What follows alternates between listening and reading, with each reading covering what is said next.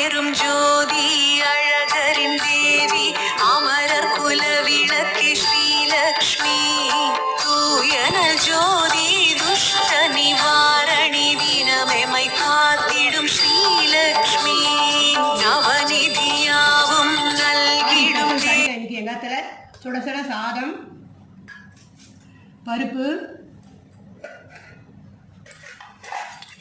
மோர் குழம்பு வெள்ளை பூச்சரிக்காய் போட்டு மோர் குழம்பு பண்ணியிருக்கேன் இன்றைக்கி. சாத்து வந்து பருப்பு சாத்து வந்து பண்ணியிருக்கேன். பீன்ஸு பருப்பு செடி பண்ணியிருக்கேன்.